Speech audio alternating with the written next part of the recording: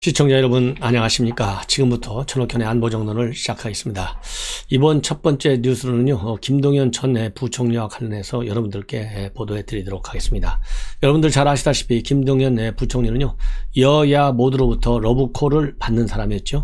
그래서 지난번 서울시장 선거 때 김동연 전 부총리가 느닷없이 언론에 밝혔어요. 여당 측으로부터 서울시장 출마해달라는 요청을 받았다. 그렇지만은 나가지 않겠다. 이런 입장을 밝힌 바 있습니다. 자, 그래서 그 이후로도 말이죠.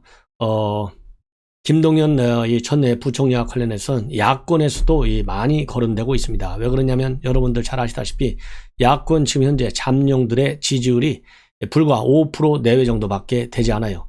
그런데다가 이 홍준표 지금 현재 의원의 경우에 국민의힘에 아직 복귀도 되지 않은 상태고, 그나마 이 홍준표 의원이 야권 잠룡들 유승민, 원희룡 이런 김태호 이런 이 잠룡들 중에서는 제일 지지율이 높은데요. 이 홍준표 홍준표 의원의 지지율도 불과 6, 7%, 많아야 한 8%, 평균적으로 보면 한 6, 7%밖에 되지 않습니다. 그러다 보니까 이제 김동연 전 부총리가 많이 거론되고 있고요. 더군다나 이제 박근혜 정부에서 중책을 맡았고 MB 이러한 현 문재인 정권에서도 이 부총리까지 했는데, 결국은 이 정책 기조가 이 김동연 전 부총리가 가지고 있는 생각하고 현 문재인 정권의 기조하고는 많이 차이가 난다는 것을 여러분들께서도 많이 아실 겁니다. 그러다 보니까 이 기본적으로 이 김동연 부총리는 현 정권과는 상당히 기조가 다르기는 다르지만은 구체적으로 직격탄을 가하는 그런 메시지는 내놓지 않고 있어요. 그럼에도 그리고 또 하나 분명치 않은 것은요, 지금 현재 윤석열 총장 같은 경우는 사실상 이 잠룡으로서 활동을 하고 있고 그런 메시지를 우리 국민들한테 많이 주고 있는데 비해서 김동연 부총리의 경우에는 직접적인 메시지가 굉장히 약하다. 그렇게 지금 알려지고 있어요. 왜냐하면 이런 물론 입장은 얘기하고 있습니다. 국내 정치가 이념 경쟁이나 정쟁에 치우치는 점이 상당히 많다. 그래서 안타깝다. 이런 얘기는 지금 많이 주변에 밝히고 있다고 그러고요.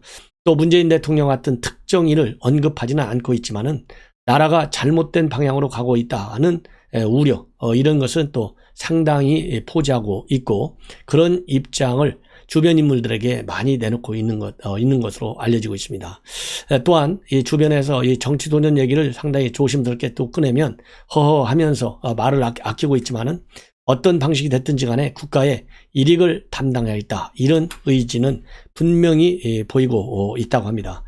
그렇기 때문에 정부와 기조를 윤석열 총장같이 확실하게 각을 세우는 그런 소신 발언, 그런 거는 하지 않고 있지만은 이면에서는 정부 정책을 비판하는 그런 입장문을 많이 내놓고 있는 것으로 알려지고 있는데요.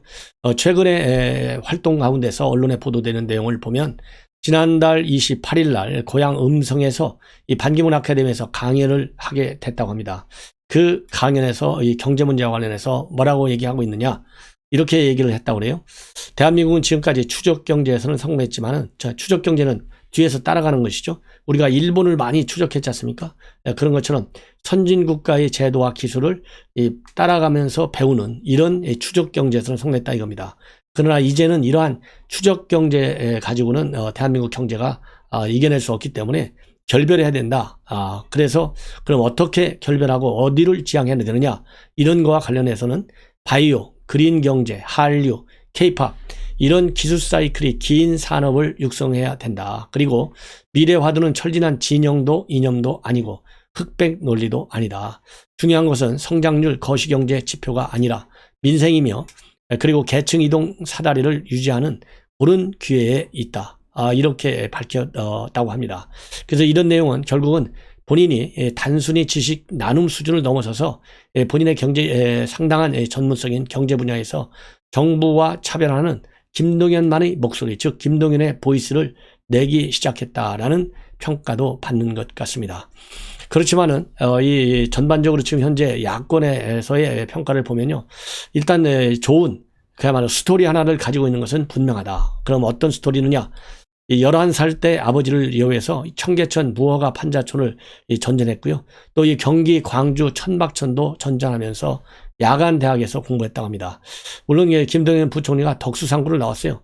이 덕수상고 하면 대한민국 상업계 고등학교 중에서는 아마도 최고의 고등학교로 그런 평가를 받고 있고, 이 덕수상고 출신 그 유능한 사람들이 굉장히 많습니다. 예, 그렇기 때문에 굉장히 머리가 좋은 그런 인물이면 틀림이 없어요.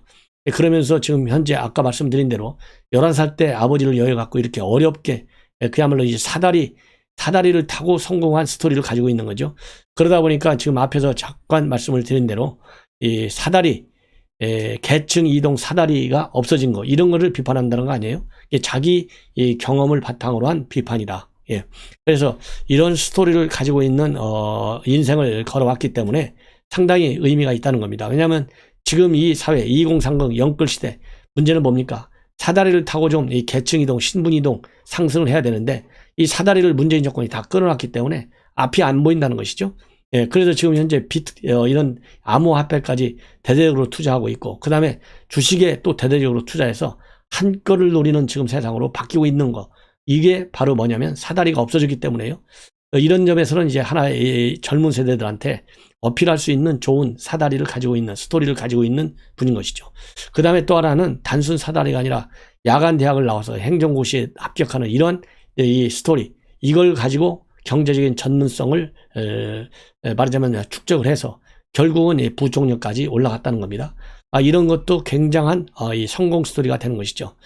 그럼에도 불구하고 그러기 때문에 이런 스토리와 전문성 때문에 야권에서도 나름대로 이 야권의 잠룡으로 좀 키워야 될 것이 아니냐, 이런 얘기가 있는 건 사실이지만 아직은 좀 시기상조다. 왜 그러냐면 이제 본인이 정치 노선을 분명하게 밝힌 바도 없고요. 그 다음에 민주당에서 이번 선거 때 서울시장으로 좀 나와달라, 이런 러브콜을 보낸 경험이 있기 때문에 사실상 더군다나 김동연 부총리는 현 정권이 들어와서 이 부총리까지 되고요. 이러다 보니까 아직은 야권 주자라고 하는 것은 시기상조가 아니냐. 그래서 여전히 여권의 편에 서 있는 것이 아닌가 하는 이런 또 이 의혹이 쌓인 이런 평가와 인식도 야권에 나오고 있다. 그러나 어쨌든지 간에 이미 김종인 비대위원장도 이 윤석열 총장이 지금 어떻게 될지 모르기 때문에 윤석열 총장의 대항마로서, 말하자면 이제 플랜 B로서 윤 총장이 만약에 나오지 않겠다 이렇게 할 경우에는 지금 야권에서 마땅하게 세울 만한 사람이 없다는 것이죠. 그래서 김종인 비대위원장도 이 플랜 B로서 김동연의 카드는 상당히 의미가 있는 것 아니냐, 이런 인식을 보여준 적이 있어요. 그렇기 때문에 기본적으로 이 김동연 부총리가 현 정권에서 부총리 장관리를 떠나서 나올 때, 순수 민간인으로 튀어나올 때 상당한 이 갈등 관계에서 밀려 나오듯이 나왔 것 아니겠어요? 그렇기 때문에 이러한 문재인 정권의 정책 기조에 반하면서까지 지금 여권의 대선 주자로 본인이 몸집을 불려서 다시 여권으로 들어간다. 이것은 우리 국민들한테 그렇게 좋은 평가를 받기가 어려울 것 같고요. 더군다나 지금 내년 대선은 중도 표심, 그리고 2030들의 표심이 굉장히 중요한데, 이렇게 배신성으로 보이는 행태에 관해서는 중도층에 있는 우리 국민들이 신뢰를 주겠느냐? 저는 아니올시다, 이렇게 저는 판단을 합니다. 자, 그러다 보니까요, 이 진중권 교수 최근에 뭐라고 김동연 부총리와서 얘기하냐면, 스토리는 있지만 안철수, 윤석열처럼 자기 상징 자본이 없다. 코로나19 이후에는 경제가 문제인데 그걸 김동연 전 부총리가 국민의힘에 어필하게 될 것이다. 이렇게 지금 이 평가를 한 바 있습니다. 자, 이제는요, 한명숙 관련해서 여러분들께 말씀을 드립니다. 정말 말도 많고 탈도 많은 사람이 한명숙인 것 같아요. 정말 뻔뻔스럽습니다. 여러분들이 한명숙 전 총리의 남편 박성준 이 교수는 그야말로 대한민국 북한 주사파의 핵심 원로, 말하자면 진보 핵심 좌파 인형의 최고 원로 중에 한 명이에요. 그 한명숙 그런 영향 때문인지는 모르겠지만은 본인이 대법원에서 그야말로 확정 판결, 그것도요, 대법원 확정 판결이 그냥 확정 판결이 아니라 만장일치로 확정 판결을 받았어요.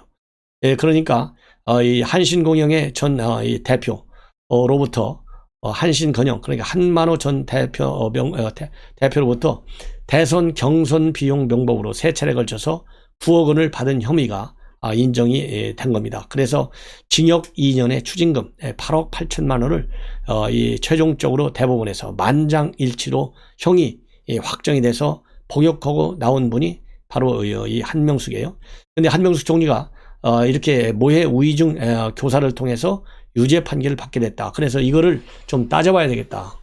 이런 취지로 박범계 장관이 수사 말하자면 대검 차장한테 대검의 부장회의를 열어라 그랬는데 그 자리에서도 모해 우의중은 없었다. 이거래서 이제 불기소 이 무혐의 처분을 딱 내렸습니다. 그래서 이거에 관해서는 지금 현재 감찰이 진행되고 있기는 해요.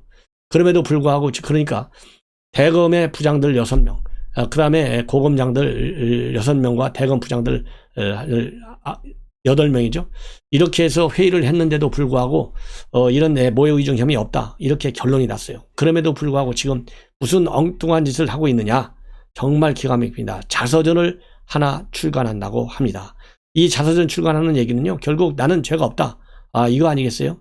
이러한 책을 내는 걸 보면 정말 조국 때 우리가 진보 좌파들의 민낯, 이중성, 위선 여기에 정말 내로남불 아주 그냥 뭐라고 그럴까요?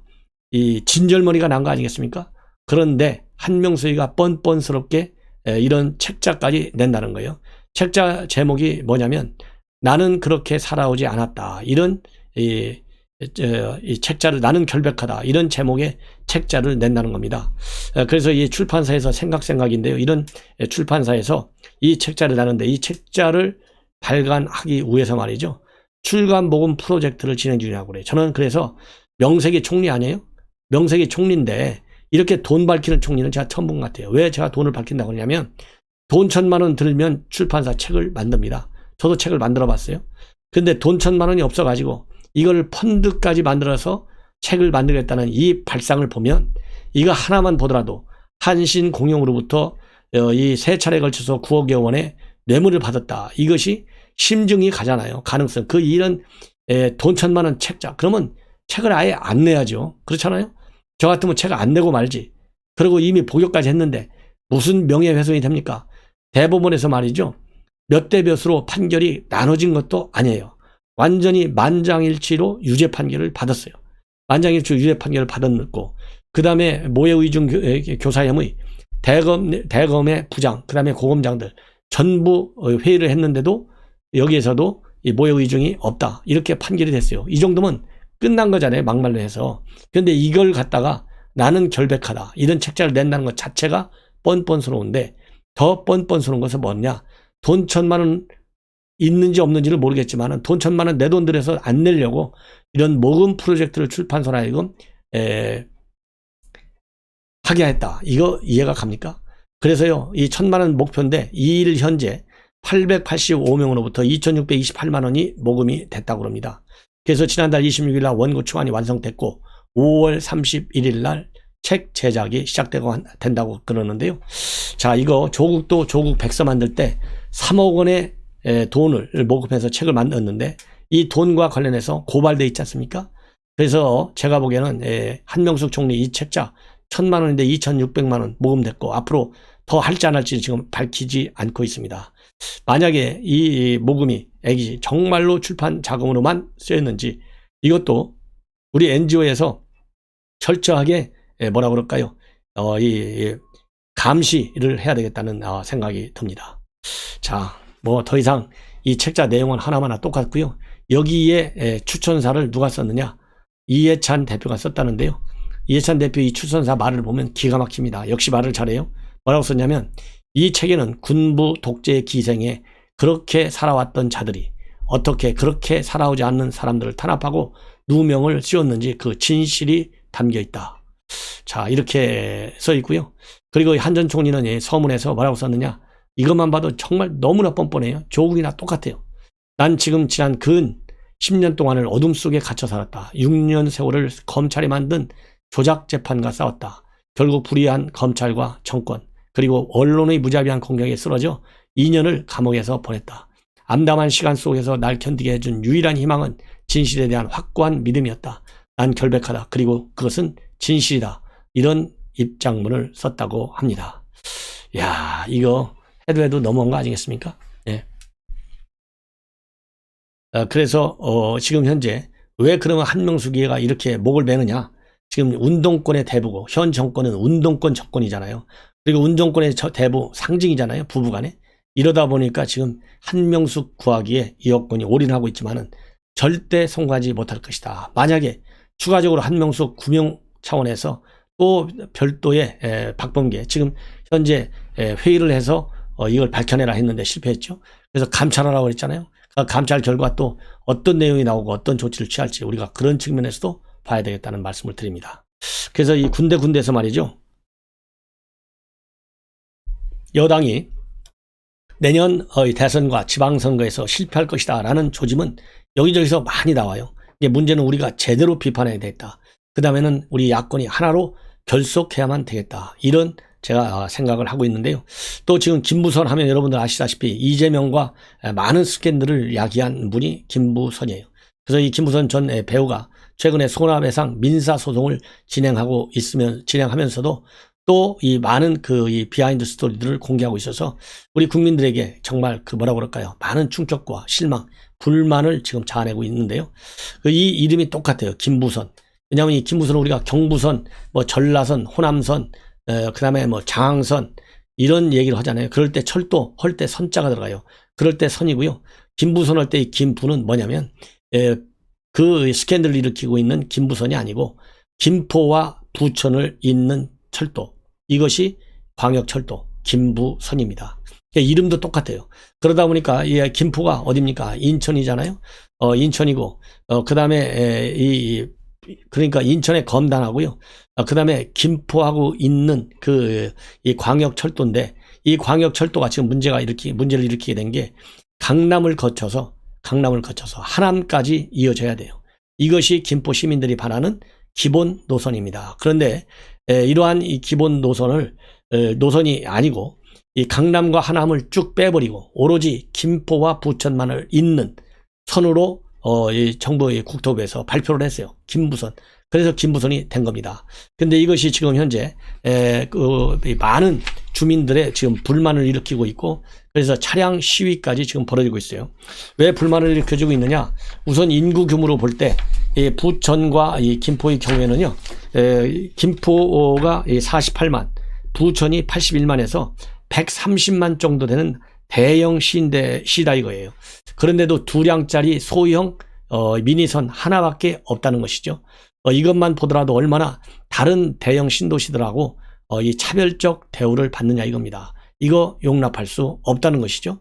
이것이 이제 중요한 이유 중에 하나고 그 다음에 정치적으로 내년에 선거를 지금 앞두고 있는데요. 이 43세 연령으로 보면 이 김포와 이 검단 지역, 이 부천 이 지역의 평균 주민 연령이 43살이에요. 43살. 이게 얼마나 젊어요? 이 젊은 층 특히 40대는 누굽니까? 현 정권의 끝까지 콘크리트 지지층으로 남아있는 사람들이 이 40대입니다. 예. 그래서 이 40대가 직접적으로 영향을 받는 거예요. 쇼크를 받고 있어요. 그리고 또 이 지역구 인구들이 결국 20대에서 40대가 45%나 된다고 합니다. 그러니까 영끌 세대들이 밀집해 있어요. 이러한 지역적 특성을 가지고 있는데 이 김부선이 김포에서 부천까지만 연결되고 이 정말 희망사항인 이 강남과 하남이 연결되지 않으니까 지금 난리가 났다. 난리가 났는데도 불구하고 굉장히 어려움에 처할 수밖에 없는 것이 뭐냐. 지금 현재 전부 이 지역 국회의원들이요. 싹쓸이 국회의원이에요. 전부 민주당이에요. 그러면 이걸 누가 이러한 김부선을 확정했느냐. 지금 현재 이건 정부 국토부와 하고 있어요. 근데 국토부에다 대고 이거 어떻게 된 거냐. 관련 자료를 내놔라. 일체 내놓지 않고 있고요. 해명하라. 해명도 국토부 측에서 안 하고 있다고 합니다. 그러니까 전부 의원들이 국회의원들이 민주당 국회의원들인데 민주당 국회의원들이 나서가지고 노골적으로 반발하고 정면 투쟁할 수도 없다는 거예요. 정부를 대상으로. 그러다 보니까 이 김부선 이 관할 지역구 의원들이 지금 전전긍긍하고 있고 지금 정권 차원에서도 내년에 선거를 앞두고 이 김부선 때문에 김부선 쇼크에 어떻게 대응할지 많은 고민을 지금 안겨주고 있다. 이런 보도가 나오는데요. 자, 또 가덕도 신공항도 본래 김해 신공항 하다가 가덕도로 바꿨잖아요. 그렇기 때문에 얼마든지 표만 도움이 된다면 김부선 하남과 그리고 강남을 잇게 될 수도 있겠다. 라는 생각이 듭니다. 시청자 여러분, 이것으로 제 방송을 마치고 또 새로운 방송으로 모시겠습니다. 여러분들께서 이 알람을 설정해서 전업견의 안보정론 많은 시청을 해주시면 고맙겠습니다. 감사합니다.